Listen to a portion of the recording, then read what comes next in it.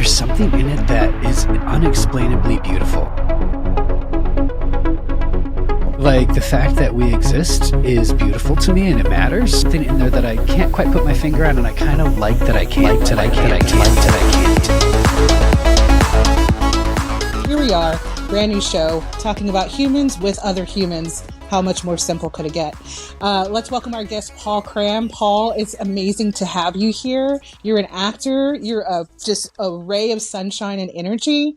And I can't wait to hear your perspective on humanity. So welcome, and tell everyone anything I missed. Oh, I love it. No, thank you, Vanessa, for having me on. I'm excited to be here.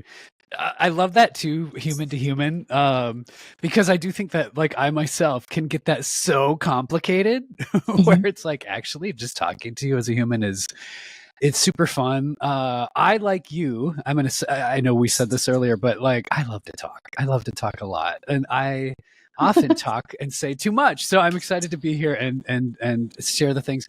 I am an actor. I am such a book nerd.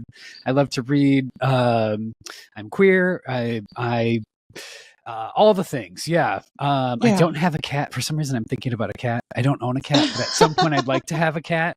But yeah, I'm an actor. I've done a lot of like indie film work, kind of obscure things, and some audio narrating and all that kind of fun stuff. So yeah, and I'm a human.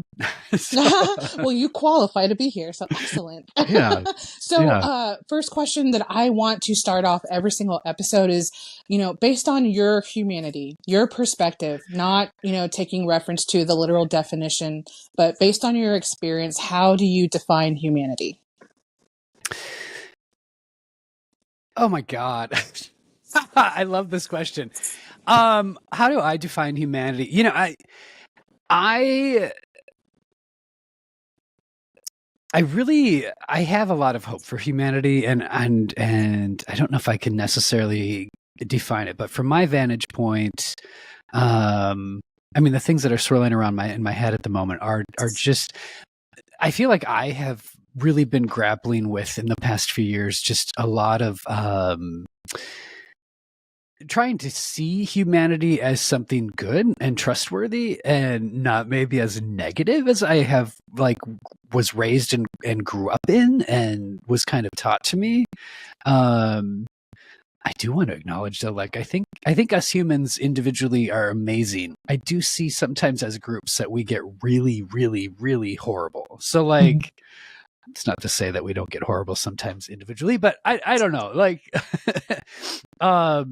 I'm probably showing some of my thought process in that too. Like, I grew up very, like, fundamentalist Christian religion, which does not really balance well with being queer. Like, it wasn't really a thing and I have a lot of trust issues around trusting humans and trusting humanity, and I think that a lot of that's learned. So I'm unraveling that, but I don't know if I answered your question specifically. Like, my view of humanity and defining that, there's something in it that is unexplainably beautiful, and like, the fact that we exist is beautiful to me, and it matters. And I don't think that our views and things can take that away, even though, like, in my instance, I think it was tried to be forced into something that, I don't know. There's something spiritual or cosmic or something in there that I can't quite put my finger on, and I kind of like that I can't. I really love, and by the way, you did a great job. So, I should have prefaced by saying, this is your perspective. There is no wrong answer. Maybe that might have love helped. it. Yeah. But you did fabulous, though, because you defined it as you see it, from your perspective through other people. You said the most beautiful thing ever being that it's a miracle that we exist at all. And it made me think about, yes, 100% agree. And also, it's what we do while we exist. Right? Yes. And our impact on humanity is what we do while we're here.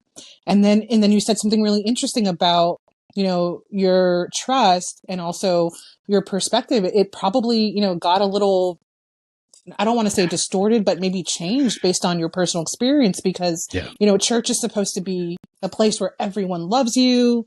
And then to hear, other viewpoints about being queer and there's a huge divide with a lot of churches. The way I had a best friend who was turned away from a church that we grew up in because he was queer. And I thought that's not okay. And so I left that church because I couldn't stand to be in somewhere. Oh yeah. You did. Because I couldn't be somewhere where I love you based on conditions. I was raised that God loves everyone. So then I said, okay, literally God loves everyone. So why do we have a problem with this person? So I can see where that might have an impact on your path and how absolutely. you view humanity. Absolutely. And so I want to hear about that, but I don't want to get, crazy like, yeah.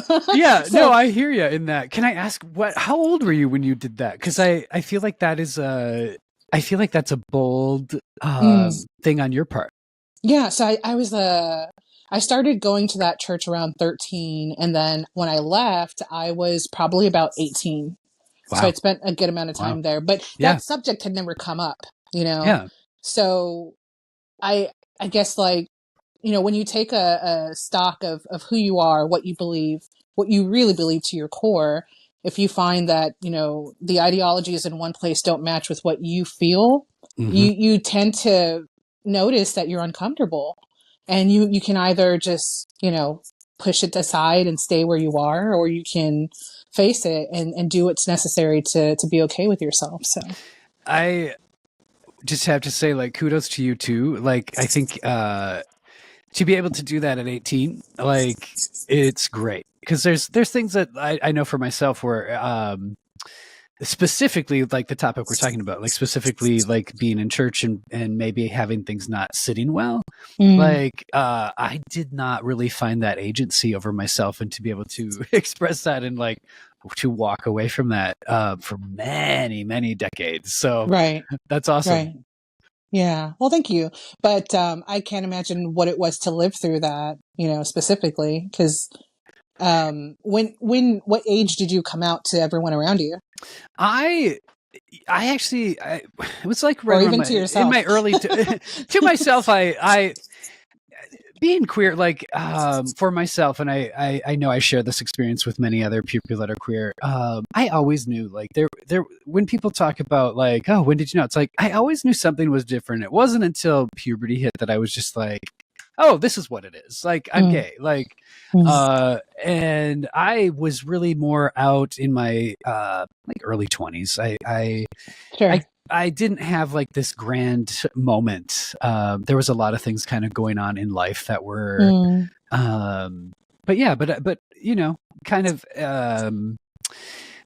it wasn't a great experience. I will say that. It wasn't. I'm so happy for friends now that I have where they're oh, I came out in my. My mom brought me some rainbow balloons, and I'm that is amazing. That's and nice. I'm so happy for that. Yeah. That wasn't my experience. My experience was really bumpy. And kind of to what we were saying earlier too, my perspective of humanity and really learning the lens that I'm seeing the world through and seeing other humans and things like that has been really, really colored. Why wouldn't it be? By my experiences going through that in middle school, high school, throughout my 20s and 30s. I really, really had a hard time, and I still struggle with this, and it's it's trusting people and letting my walls down. And I have to say though, and I'm really loving this, being able to find your people and find people that I am able to be human and let my walls down and just exist is so wonderful. And it's such a breath of fresh air. And it's just oh, there's no pretense here. There's no people that are just, I think the word that you used, and I really like it, there were unconditional love, where it's just I love you, and whatever that looks like, and however that keeps to continue to change, and morph and evolve is great. And I'm trying to extend that to people. And it's really wonderful to experience it more recently, in my day to day and in my life. So, yeah. Yeah. Are you worried about everything that's going on right now with I mean, it's not just the LGBT community, but also, legislation, and I'm sure it's impacting friends, Oh, it of yours, and absolutely. just at large. My son is transgender, and so it affects him, and Mm-hmm. he was planning to go to college in Texas, and then now he's like, oh, I need to move to New York. I need to get out of here. You do not have a So college-aged kid. What? I do. He's adopted. He was pre-baked when I got him. He was, but he's 21. I'm 40, by the way. Oh, I love it. Okay. Okay. Thank you. No, But I would not have guessed that age at all. it's the genes. Thank you, Mom. Yes. But yeah, so I worry for him. I worry for all of the community. I'm part of the community. Mm-hmm. I worry for everybody. And if you're an empath, or if you're just like naturally, you feel a considerable amount of feelings for everyone and yourself. You just can't help but look everywhere and wonder, like, how is everybody doing and coping? And I'm glad to hear that you have people that you can go to, and maybe that's part of it, is Yeah. connecting with other people that you can say, hey, you're my people, I'm your people, and everything else doesn't matter. But that connection, it's so cathartic, and that's all we can do. But it's scary No, out there. I'm so with you, Vanessa. Like, there's something in there's I'm seeing this more and more in my upbringing. As I'm I just want to say too, I have to say, I am only where I'm at with like the help of a lot of support groups and therapy. Dear God, have I done like a ton of therapy, and like like I haven't figured these things out all by myself. I'm not, sure. no, but I have to say, like, this time there's a lot of things that I am paying more attention to than I have in the past. And I mean that as one who grew up in, like I said, within like a very fundamentalist Christian perspective, which I'm really starting to see now that I'm not in it, how politically motivated that is. And like, I see right now, like what you're talking about, and I'm like, oh, okay. Like,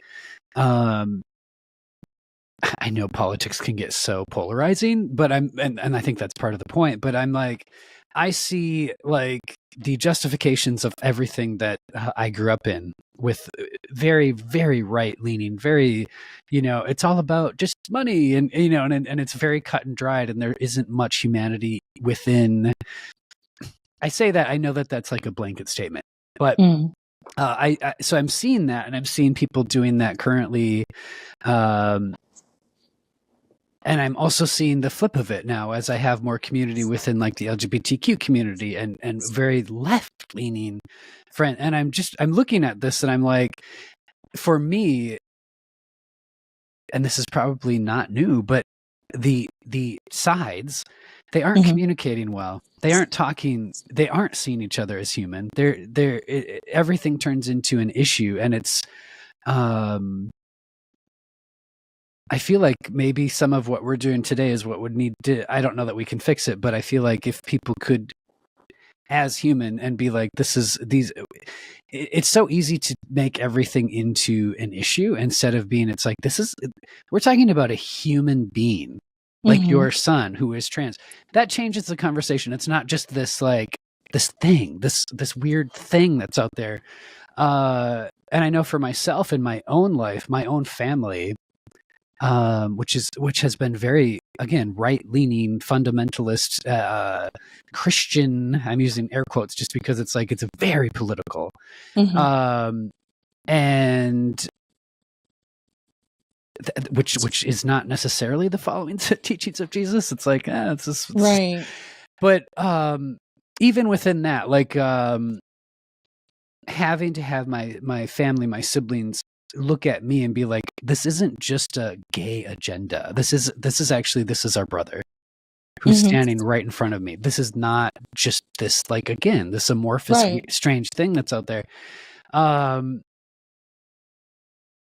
on that too, like, I know, like, my friends that I've been in the community that I've been making in this time, something that's been really wonderful that's come out of this, and the fear, and wondering, where are things going, and what is happening politically, and what is happening nationally. My friend Annika, they started doing a once a week craft night. Hmm. Where we all it's a space to get together and we hang out and we bring a craft, whatever we're doing. We do puzzles, or painting or, art, and we have community. And I Yeah. feel like in this time, being able to connect with like-minded, great, affirming, encouraging friends is like a nice balm on how crazy, hard, and painful some of this is. So, Mm-hmm. yeah. Yeah. That definitely helps for sure. Yeah. I feel like it's kind of like a summary, not really a summary, but it made me think of if they could only personify those subjects, right? And Mm-hmm. those contentions, then yes, I think they would make a better connection with who they're hurting and what the effect is if they could consider that they're real people that are being affected, or maybe not, maybe they wouldn't. I mean, but There's as you're saying that, Vanessa, something I'm thinking of is my definition of the word love has changed. really, And when I was growing up, with the conditions and with all the things, I do see within the church that I grew up in, um, my definition of love that I was receiving was not. It wasn't. I don't think it was a very good representation of love. mm-hmm. There was conditions put on it, and also it was like that sort of harsh love where it's like, this is like growing up. How do I say this? I am expressing love to you by being cruel. Like this is that tough. It's like that tough love. Like that was what I grew up in, and I see that a lot on like the left leaning political machine, where it's like, oh, we are loving you. We're loving you Mm-hmm. by forcing you into like to conform, which that to me isn't love so much these days. Like, especially as an adult, where it's like I'm an adult with intelligence and I'm making decisions, and if I'm not conforming to how whoever it is wants me to live, I don't know that could be construed as love, but it's still Right. there's something twisted in that love. And I'm not sure that. But I guarantee, like my family and a lot of people that lean way more right, it's like, no, it's that tough love, and this is what love is, and I don't know. Yeah, I don't see that quite so much these days. I'm like, no, we got to meet people where they're at, and also allow them to make decisions and have agency and all the things, and yeah. So despite all of that going on, would you say that you still have hope for humanity and hope for this new warped form of love, that it could go back to just, unadulterated good love, the good kind, with I no conditions? I I hope so. I like I feel like there's these beautiful bright sparks within everything. I mean, we can look throughout history at Mm, humanity and really get depressed. Yet sure. within all of that, there's these beautiful, beautiful, beautiful little glimmers of like, oh my God, that is the most stunning representation of love, of humanity, of sacrifice, of everything. Mm. Um, and So there's speaking of those glimmers, can you give an example of something you've seen firsthand? One of those glimmers or sparks of good humanity? I I strive to hopefully do some of that. Like, yeah, I can speak to that. From my personal experience, in all of to stay on topic, like in my life and in my upbringing, there's a really sweet moment that it shines in my experience as a teenager who was so scared and so afraid of like of being gay. I was so afraid of that, sort of like all of the things that would what that would mean. meaning losing family and just being estranged and all those things, like just mortified. And I was sitting at church alone with the pastor's wife. Her name was Elmita, and she was just sitting next to me, and I played the piano, and she was teaching me some stuff.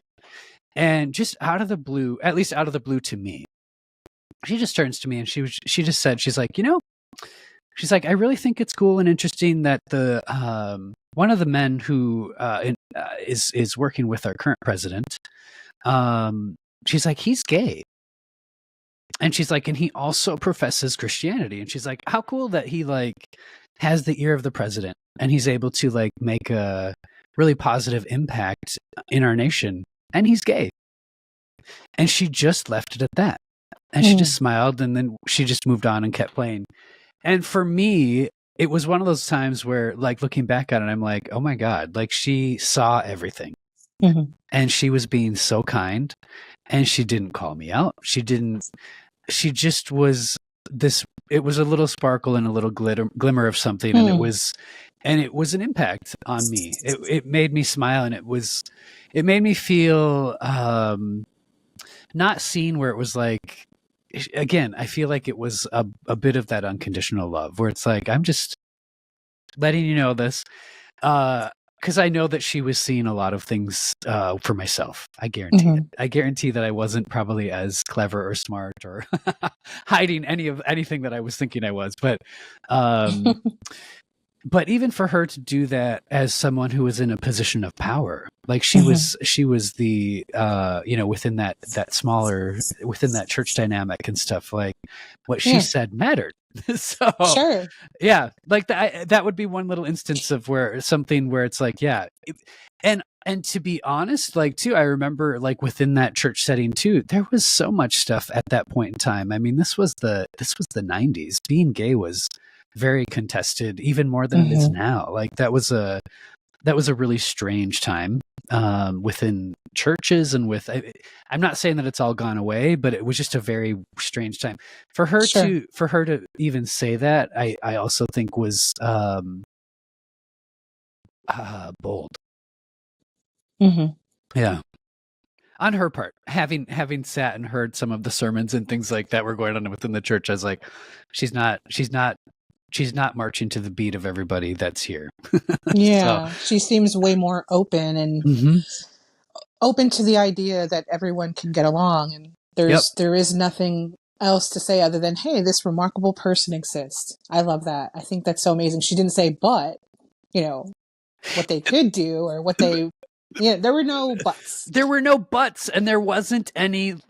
There was. Oh, yes, exactly. There was so no. Pure. There was no. It just was. It was simple, and I feel like simple's hard.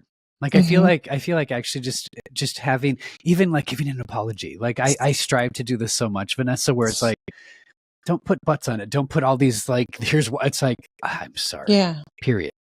Like trying to keep things simple and clean, and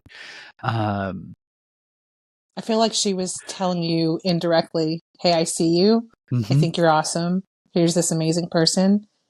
And everyone is awesome. Like that's what it feels like. Indirectly, she was telling you, hey, I love you. Yeah. And also being, I feel like, smart enough to know, I don't think in that moment I could have handled being called out. So like just a lot of empathy, like a very empathetic human being, which means so much.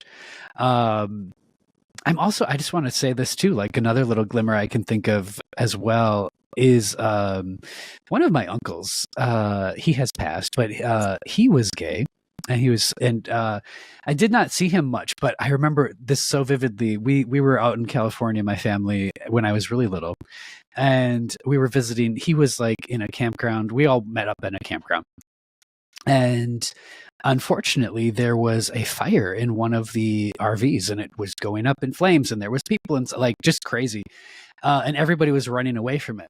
I remember though, my uncle, he ran towards it, and I want to be that.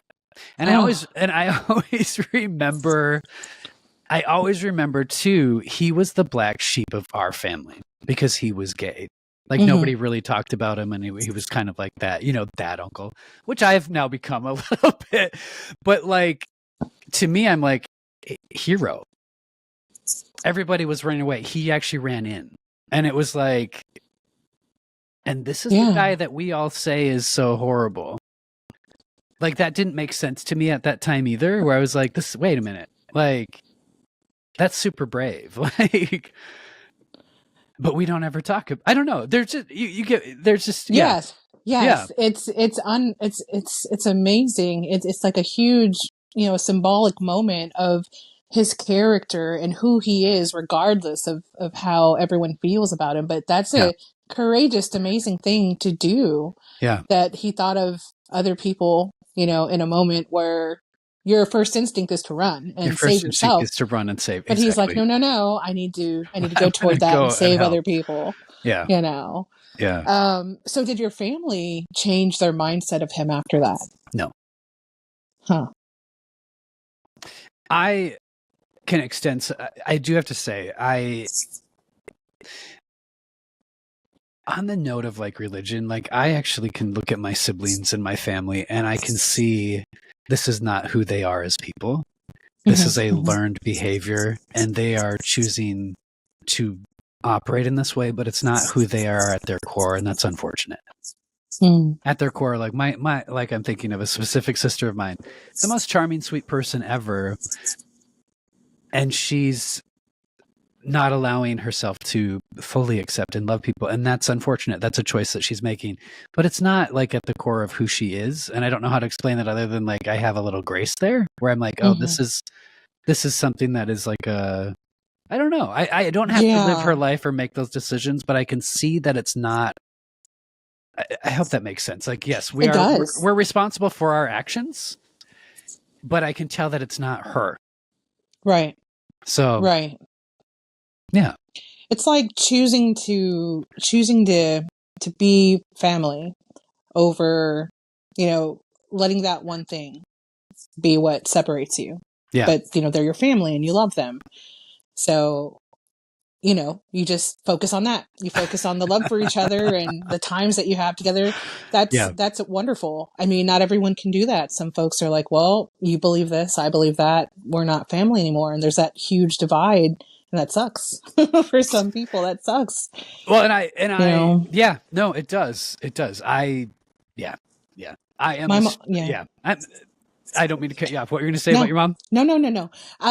It's such a big subject, like so many feelings and thoughts, but, my mom, she passed not that long ago. So I come around and have like thoughts of just memories, good things, not so good things.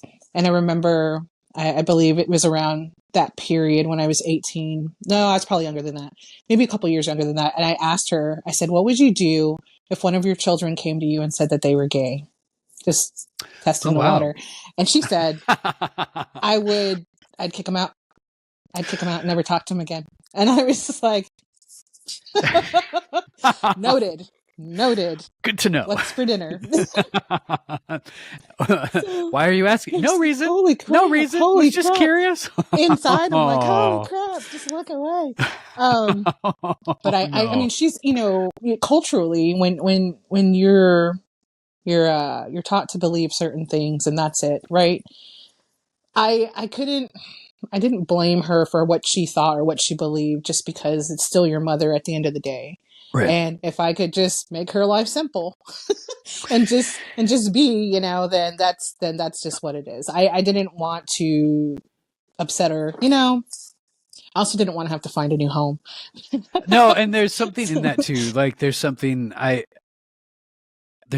what you just said too, Vanessa, where it's just like, you survived. I know that's something that in therapy, like, it was like, oh, I'm not, like, looking back on some of the things, like, I didn't come out and wasn't, like, proud. It was like, I survived.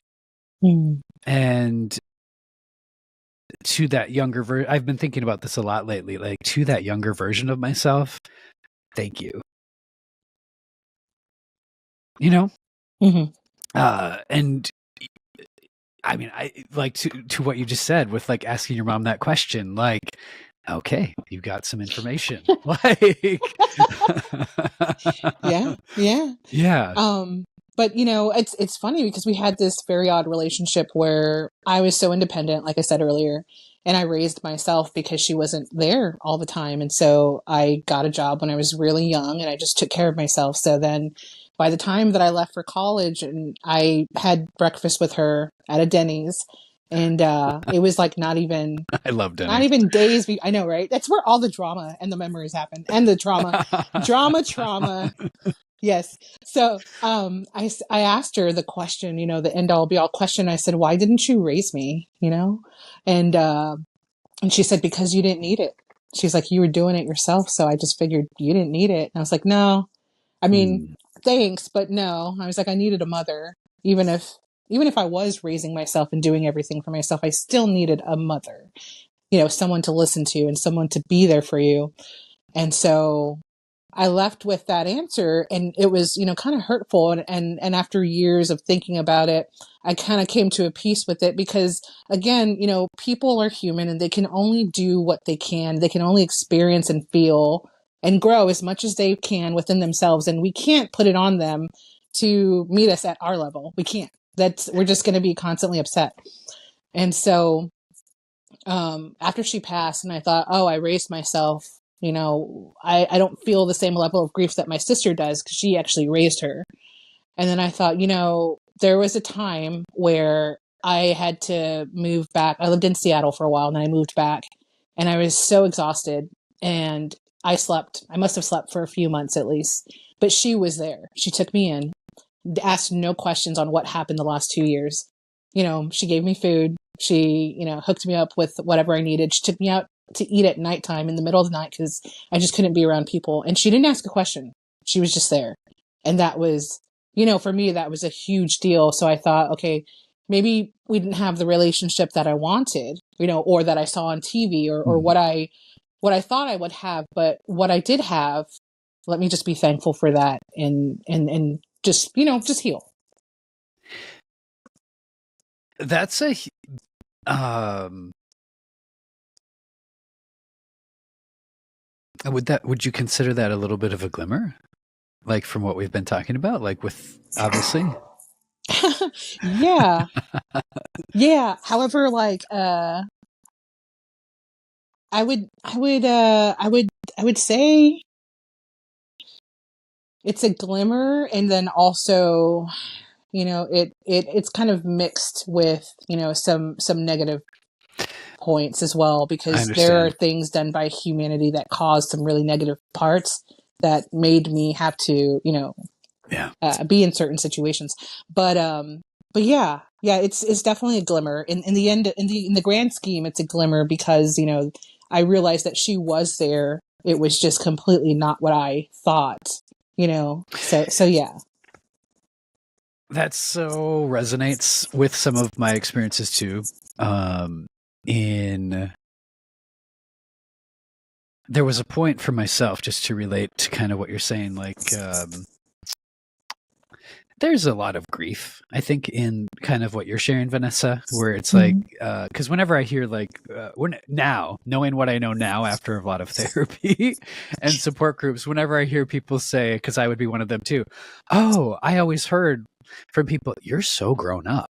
You're such a good, you're so good at everything you're doing. And it's like, that's actually an indicator that usually something's a little amiss because I was a kid and I Yeah. should have been a kid. Like I shouldn't have been so grown up, Yes. And I hear that quite a bit, but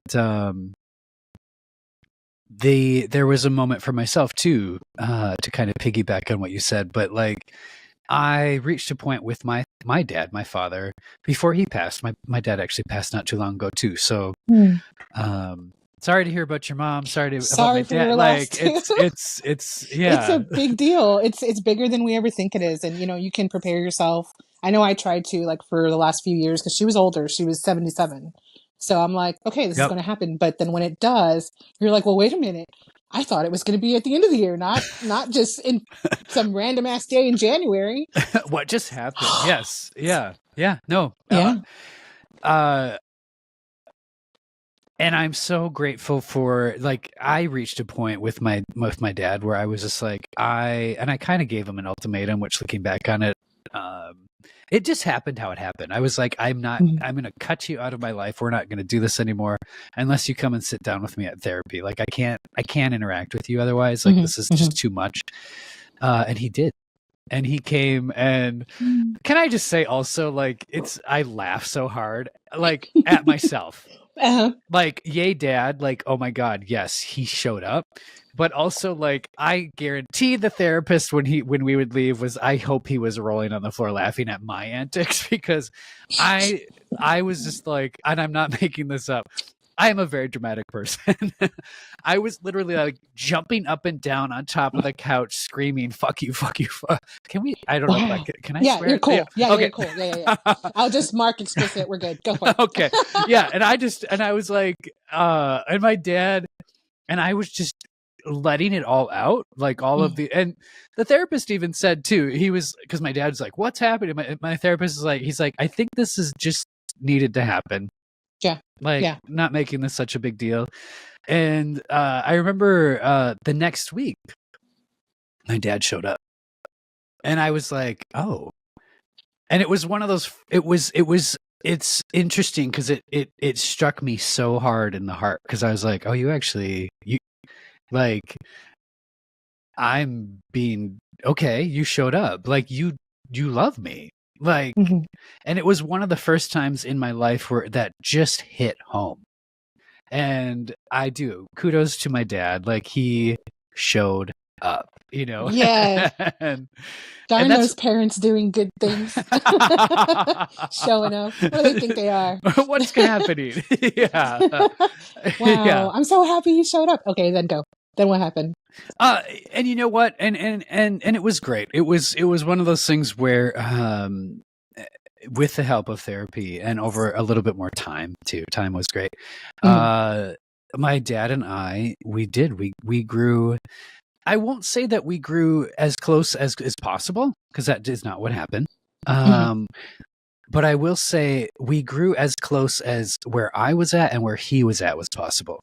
Like, and it was really, really nice. And I always love outside affirmation. But, like, I remember one of my nieces coming up to me, and she was like, she told me, she's like, "I'm going to therapy." And I was like, "Well, good for you." And she's like, "I'm going because I watched you." And I was like, "Oh my God." And she's like, "Because I saw you and Grandpa." And she's like, "You changed and he changed." And right? Like, oh my goodness. Wow. That's amazing. How old is she? But now she's in her mid-20s, but at that point in time, she was. I don't think she was even 20 yet. But and it hit me when she said that. I was like, "What? What? Like, that's amazing." Yeah. So it's that humanity piece too, where it's like, and I have to tell myself this. It's like, wait, oh yeah, I matter. And what I'm doing matters, because it does have an effect on the people that are in my life. And yes. And I want that to matter. You know what I'm saying? Like, yes. But what I love about it is I did not do any of that, like going to therapy with my dad. I did not do any of that with the intention of trying to impact anybody but me. And it was nice. It was nice. And I think you get this already, but, like, me and my dad's relationship was tough. It was hard, you know, and even after all of that, it was still bumpy here and there. And yeah, but it was one of those times. Yeah. So he showed up. That was the biggest. He showed up. He showed up. New title of the episode. He showed up. Nice. He showed up. He showed a hashtag. I'm kidding. I believe that. Okay, you said something that the last week's guest said, which I'm loving, that there are folks just, like, you know, connecting to one another's messages, and that ripple. You did something that impacted someone else. You know, because of you, she went to therapy, right? Your actions touched someone else. Yeah. And then even though you did it for yourself, you know, it's necessary. What do they always say? You can't help someone else unless you help yourself. You can't love someone else unless you love it, right? All these things go back to the self. So in doing what you needed to do for yourself, you impacted indirectly someone else. And everything we do, it has an impact on someone else. So it's all rippling. You matter 100%. Telling yourself that is so important.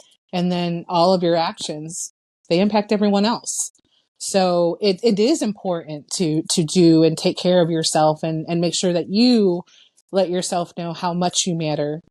And then think about how every single thing that you do is going to impact someone else. So it's just at scale. It's huge. It is but huge. And yeah. again, it's huge, and it's I keep thinking of that word simple. Like, it's huge and it's Yes, simple, thank you. but I feel It like is a lot of, broad and yeah. simple at the exact same time because Mm-hmm. it's just funny. It is. It really is. I mean, that's a simple concept to understand. Oh, yes. You say something, it affects me. I do something else because of that. Or I have an idea to do something else. So you're affecting me by telling me you're sharing something with me, sharing with me that you're doing your niece, right? Yeah. Yeah. Yeah. That she, decided to seek help based on your experience. Well, that's going to impact what I say when I go to a meeting here in a couple hours and share with other people who are dealing with mental health issues and be like, hey Yes. guys, there was this one cool dude. but yeah, so simple yet so complex. But I love that you have a positive outlook on humanity. Normally when I ask people, how do you define humanity? I can kind of see where their thought process is as far as like, do they believe that it's positive or that it can be positive, or do they believe like, oh no, total decline. It's, it's dead. It's dead.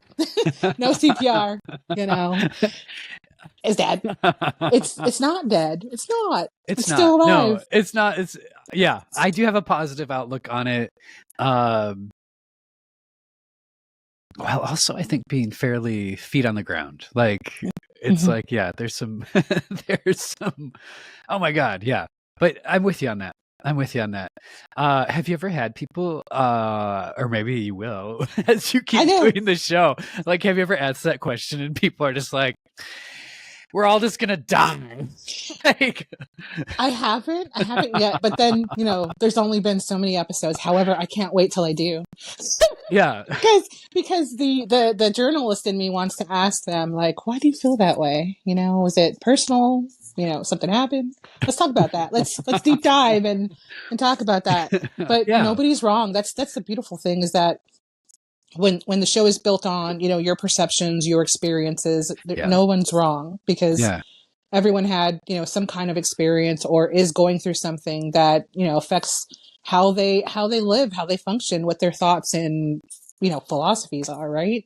So I've always lived on that principle. No one's wrong, just, well, I mean, to an extent, but Right. if they're Right. not Right. hurting someone, you're Yeah. you're allowed to have your own beliefs, And that but wasn't, yeah, I mean, I'm kind of repeating what I said earlier, but, and that wasn't something that I was really feeling. That wasn't something I felt growing up. Like, mhm. it was like, I didn't feel like I don't feel like I gave other people that. And I also definitely did not receive that, where it's like having that agency of, it's like, Right. you get to decide some of these things.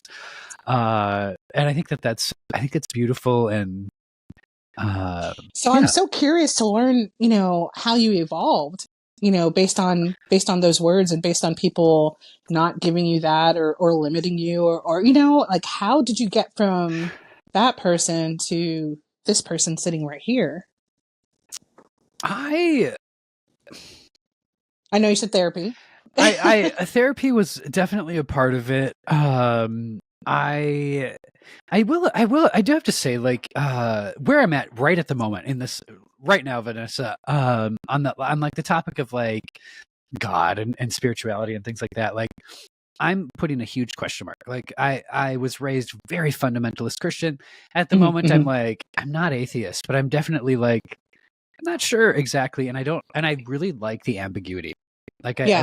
I like, just because of what I was raised in, where it's like, this is the only, it's like, Right. actually, I'm not sure. Right. But that has been a journey too, in and of itself, of really just like allowing for, like, there's something, I do feel like there's something. And I There's mean something something, there. there's Yeah. something more, there's something there. And maybe Yes. not being able to define it, there's beauty in that for me. And Yeah. this No, I journey, 100% agree. Yeah. Go ahead. yeah, Sorry. no, and this journey for myself, like even back when I was a kid, kind of existing and living in that, even though I was experiencing a lot of hatred, because I'm just going to be real. Like what I experienced was a lot of hatred, a lot of homophobia, a lot of like not allowing somebody to just exist. That's Mm-hmm. painful, you know. But within that, and I don't know how to explain this other than like even within that, I never doubted that whatever, I'll use the word God, even though I'm not sure that that's quite defining this. I never felt hated by whatever that is. Mm. So there was something where I was just like, this God doesn't hate me. Whatever, however you want to define it, no. And so like I always had that. And so throughout everything, the experiencing people, Yeah. like I never, and I think that I've allowed that to grow more, especially Mm-hmm. within the last few years. I will say it's not lost on me, and it wasn't lost on my therapist when my father passed, that really coming to accept certain things about myself and who I am. And I know that that's not abnormal, but having to walk through that, like there's something with, there's something when you lose your parents where it's like, okay, here I am. And I don't, there's just something in that. It just happens. But to answer your question more specifically, there wasn't just like one moment. It was a lot of many little things along the way over the years for myself. Like those little glimmers, like the pastor's wife doing that, and yeah. It's kind of remarkable to understand, because I mean, not to bring it back on myself, but please do. It's like a similar situation of moments, of really messed up moments, where an ordinary person would just, give up on religion or anything of the sort, saying, how could God let that happen to his children, Mm-hmm. And or in my specific situation, there was a period where I lost my job and my housing was tied to my job, and I was thousands of miles away from home. So it made for a really difficult year. And at the time, while I was married, my spouse said, they said, ordinarily someone growing up in your position would hate humanity because of all the things that you experienced, like some really awful things. And I said, but I can't. I cannot harbor any ill will toward anyone for any reason. I just cannot. I can only love people and understand that, humanity may do bad things, but there's also still this opportunity to redeem, or to see the goodness and to help other people, find that goodness. But there were experiences where he was like, I don't understand how you don't just hate the fact that you were abandoned and put into a really bad position, and so you don't have any ill will toward anyone. He's like, I don't get that. So it reminds me kind of what you said, of going through these experiences, but then still remembering that there was this benevolent force outside of what was happening to you, and still, experiencing those moments and moving forward, instead of just, listening to what other people said, all of that hatred, and believing that that's all there is. But you pushed past that, and you kept evolving. So and that's where I think not without hardship, and I think I get that's what you're saying too with your experiences, where it's like there's I feel like at the core of who I am, and I feel like maybe this is where you're at too, I am pretty optimistic as a human. And as much as are you Harry Potter? Have you ever read? I do love Harry Potter, yes. So me too. So I feel like I would not probably be sorted into Slytherin, even though sometimes I'm like, oh yeah. No, I'm definitely Hufflepuff. Like I'm just like, yep, absolutely. Even though I really do like Slytherin and Gryffindor and all the things. But there's something about it. I'll use the word innate. It's like those things where it's like, no, I am. Recently, actually, on social media, there was a family friend. She knew my mom, and she was when I was a really little kid, and she's like, "You are just the word I always think of when I think of you, Paul, is you're very sweet. And I appreciate that. I'm like, oh, thanks for echoing that back. Like it's nice to, it's like, because in order to protect myself, I often get I'm like a cactus where I'm like, oh, I will cut you like with my sure yeah, and it's to protect myself. And there's something in all of this where it is fascinating. Like even what you're saying, Vanessa, it's fascinating to hear. It's just like through the hardship, through all of these things, through hatred, through experiences, through all the things, to still be able to have hope and also to have love and to have, I do see, and it makes me sad. I do see people that are in my life where I can see where the things in life have hurt them, and they've not been able to and maintain that sort of like perspective where and I'm hopeful still for them, where it's just like, oh, I hope that they can keep putting one foot in front of the other and get through that to the other side of whatever that is. It's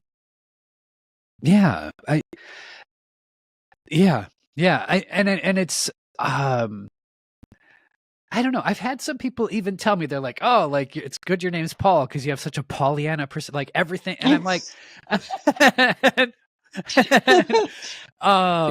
so it is. I do feel like it's like the core of who I am is definitely a bit more positive.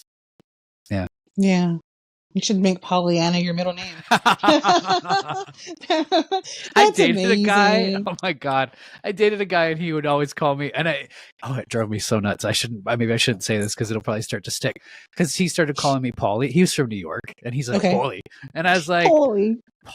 I was like, no, only my nieces can call me Paulie. Then my friend, she told me, she's like, Paul, he's from New York, and actually it's probably like kind of a way that he's telling you that he really likes you. And I was like, oh, he's in his way, that's his little love tap. Like, okay, I can stop being so cantankerous and like stop calling me that. That's hilarious. It makes me think of Polly Pocket, but oh my God. Forget that I said that. I just had to. I love that. To say it. Okay, so where do you see, or I guess, what's your message to humanity, and what do you want to see humanity become? I want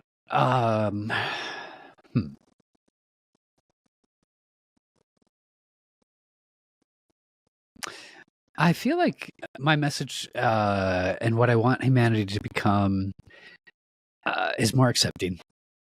And yeah, I know that so much of that is shaped by my experiences in this life. And more accepting and more loving and more all the things that we have the capacity for, but for whatever reason we don't. But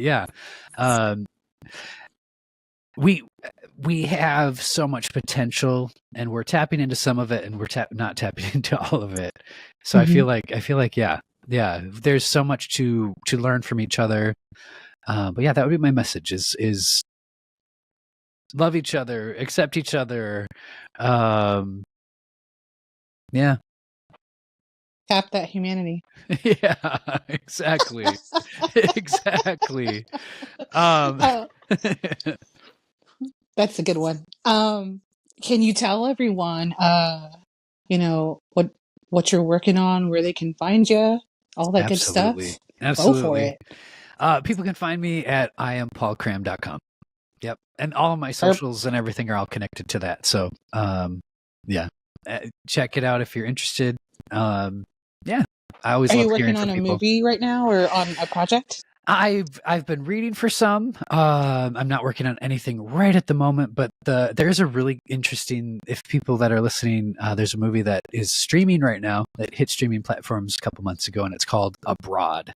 And it actually dives into a lot of the themes of things we've been talking about. It's called Abroad. It deals with people. There's a couple that they come to the Midwest, and they are from South Korea.